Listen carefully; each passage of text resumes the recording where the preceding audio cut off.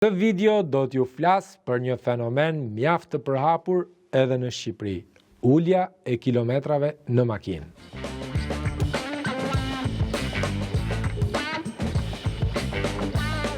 Unë jam i liri nga gjithçka rreth makinave dhe në këtë kanal mund të ndani mendimet, pyetjet dhe eksperiencën tuaj që keni mbi makinat.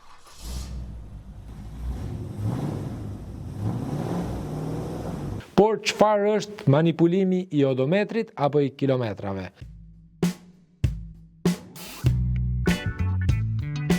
Manipulimi i odometrit ndodh kur dikush hyn në pajisjen që mat distancën e përshkruar nga një makinë për ta ulur numrin real të kilometrave me qëllimin e vetëm që ta shes më shtrenjtë dhe ta paraqes atë makinë si më pak të përdorur apo më të re.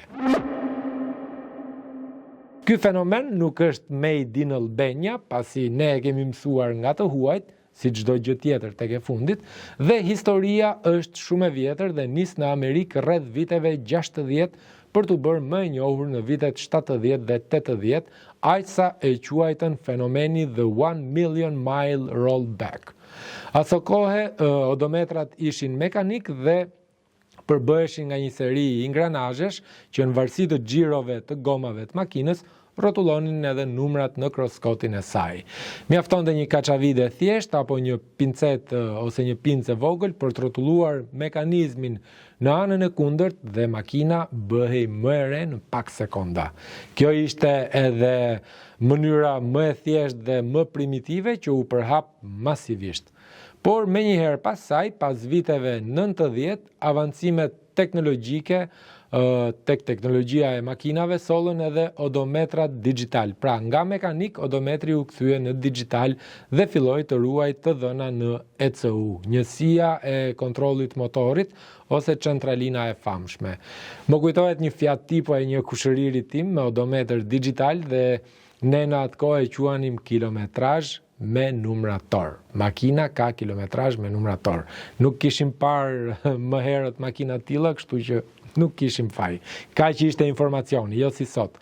Por as kjo teknologji e re e odometrit digital nuk e ndaloi mashtrimin me kilometrat, pasi u shpikën edhe pajisje të tjera të specializuara për të ndërhyrë në to. Sot shumica e makinave mund të bëhen më të reja përmes OBD-s. Ky mashtrim tashmë ka marrë përmasa më të mëdha, përmasa globale dhe dëmet ekonomike që janë shkaktuar janë të pa imagjinueshme, janë shumë të mëdha.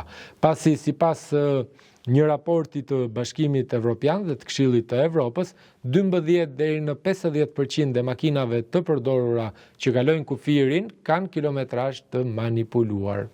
Është për të ardhur keq dhe shumë dramatike në fakt, por kjo është e vërteta.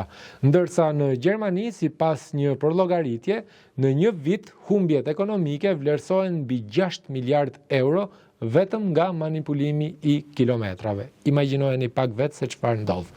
Ndërsa në SBA, në Shtetet e Bashkuara të Amerikës, sipas administratës kombëtare për sigurinë e trafikut në autostrada, e cila është edhe një administratë që merret edhe me luftën kundër ndërhyrjeve të paligjshme në odometër, rreth 450.000 makina kanë kilometra të manipuluara, duke i shkaktuar $1 miliard dëm humbje buxhetit të shtetit. Po ligji, çfarë thot ligji? Ligji në dorën e Malikit mund të jetë kështu. Mund të jetë kështu. Në Bashkimin Evropian dhe në SBA, manipulimi i odometrit dhe i kilometrave është një krim penal dhe dënohet me gjob ose burg. Ndërsa në Shqipëri, Ju më njeni. Sos unë e thash për ty e thash për ata Malikit e tjerë. Kodi penal neni 143.a parashikon dëshkime për mashtrime tregtare, por ligji nuk është specifik dhe ka raste kur shumë ndërhyrje të odometrit nuk ndëshkohen Dhe si mund ta kuptoni ju një makinë që ka kilometrat manipuluara? Në fakt, në videon e kaluar mund të shikoni 5 mënyra për të kuptuar nëse një makinë ka kilometra të ulura. Megjithatë nuk po ju lodh shumë, por mund t'ju rikujtoj se duhet krahasoni librin e servisit me kontrollin kompjuterik. Shikoni gjendjen fizike të makinës, timonin, pedalet, sediljet apo edhe butonat, por sigurisht që mund të përdorni edhe platforma që mund të tregojnë historikun e makinave. Tashmë keni edhe një platformë që ofron më shumë, është 24 ABA, mund të bëni një inspektim dhe një verifikim të historikut të kilometrave të cilat janë të regjistruara në servise të certifikuara, si dhe mund të shikoni nëse makina ka qenë e vjedhur në pothuajse në të gjitha vendet e Evropës, apo është kthyer në fabrik për shkak të një dëmi që mund të ketë patur dëm fabrike dhe është rikthyer në treg. Sigurisht që mund të kërkoni edhe një raport të detajuar për sa i përket kontrolleve fizike që ka pasur makina vit pas viti, pasi shpeshherë regjistrohen edhe kilometrat. Por pse është kaq i përhapur ky fenomen, do thoni ju? Sepse fitimi është i menjëhershëm, ndërsa zbulimi është shumë i rrallë.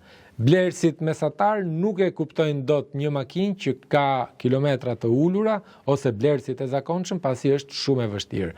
Mungesa e një sistemi kombëtar të verifikimit të historikut të automjeteve të përdorura në Shqipëri e bën më të lehtë për mashtruesit dhe më të vështirë për blerësit verifikimin e një makine që ka kilometra të ulura. Kjo ishte edhe historia e shkurtër e odometrit dhe si përfundim, mos harroni të bëni like dhe subscribe dhe të jepni përvojën tuaj në komente. Shihemi në videon e radhës.